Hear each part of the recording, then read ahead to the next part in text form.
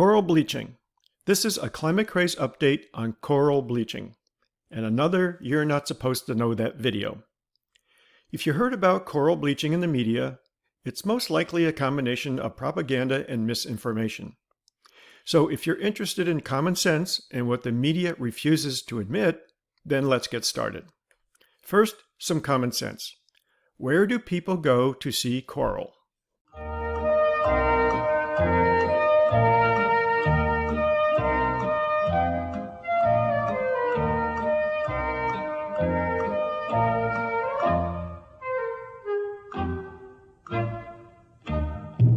That's right, the tropics and the subtropics. And that's exactly where all the warmest water is. So, what do you think will happen if the oceans get warmer? Logic says the coral reefs will grow and expand into new regions. And then you wouldn't have to spend so much time and money traveling so far to see the beautiful coral. Now, almost everyone knows about the mystical Bermuda Triangle, but very few have heard about the Coral Triangle. And there are two of them. They are not mystical, they are real. The largest triangle is within the Indonesian, Philippine, and New Guinea area in the Western Pacific. It is home to the world's largest coral collection with over 600 different species. These corals are so abundant because of the region's warm waters, which are protected from the cold northern currents by Asia and protected from the cold southern currents by Australia. The second coral triangle is located in the Caribbean in the western Atlantic. These warm waters are protected from the colder waters by North and South America. It is crystal clear that corals like warmer water. Researchers have discovered that coral reefs were much larger when the oceans were very much warmer than today. This fact is seen in the geologic record. This graph was obtained from NOAA's climate.gov website. It shows that about 50 million years ago, the oceans were much warmer than today. In fact, the NOAA website even says, quote, "Compared to most of Earth's history, today is unusually cold." Obviously, you're not supposed to know that because the media never mentions it, because to do so exposes the fraud in their climate change narrative. In reality, the corals are not going extinct, but as the world cooled during the past 50 million years, the Earth's biodiversity has been reduced worldwide. It is also known that the Caribbean Coral Triangle has lost about 50% of its coral species during this time. This cooling trend is also reflected in recent Greenland ice core drillings.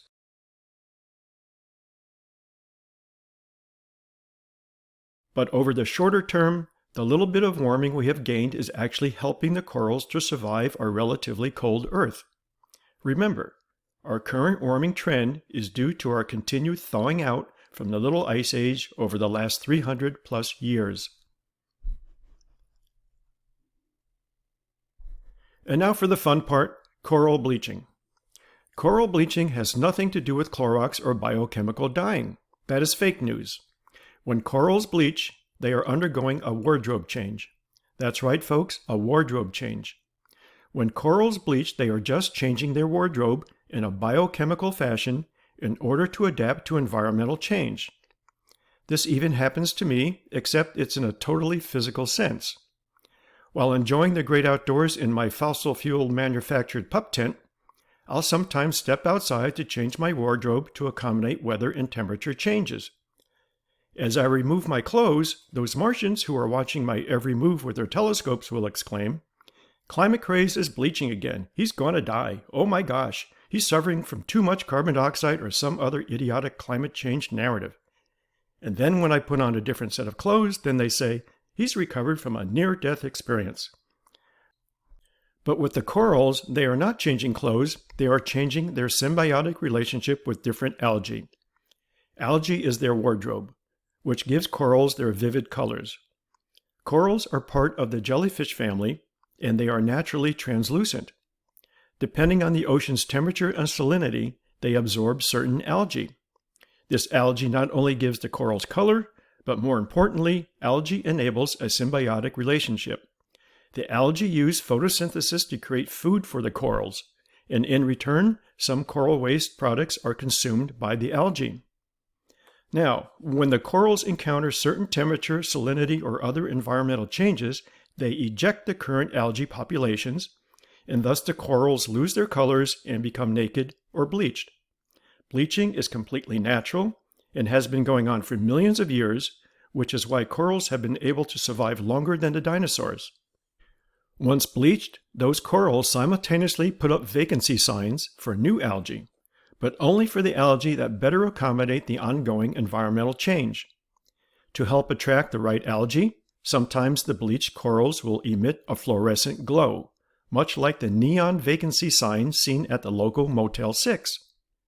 This is the coral's wardrobe change in action, regardless of what the Martians and climate alarmists claim. However, the corals can't just walk into their favorite wardrobe closet and pick the needed clothes or algae. Instead, they have to wait for the right algae to float by and be absorbed into the coral polyps. And sometimes the new algae residents will even produce different colors. How and when the new algae float by depends on the ocean currents, which are primarily controlled by variations in the sun's heating of the Earth. Other factors include changes in shorelines and tectonic changes in the Earth's crust, including volcanism. As with anything in nature, there are no guarantees. Air currents keep changing, and so do ocean currents. Depending on environmental conditions, corals can survive long periods of bleaching. But if the bleached coral is unable to absorb enough of the right algae, they will eventually die. If this happens, as it often does, the dead coral reef will just be added to the already existing coral reef foundation, which in some cases can be hundreds of feet thick, upon which the next coral generations will be built. And just as with humans, life goes on generation after generation. Fortunately, humans have access to cheap and reliable fossil fuels, which provide heat, air conditioning, and food transportation on demand, so we can better survive weather and temperature changes. Corals and algae, however, must adapt and evolve as do most other life forms. So to sum up, corals prefer warmer waters, especially since they were much more abundant when the seas were much warmer than today. More importantly, since climates are always changing, coral bleaching is normal and necessary to sustain a healthy lifestyle. As humans change wardrobes to accommodate environmental change, so do corals change their wardrobes using colorful algae. And now you know what you're not supposed to know.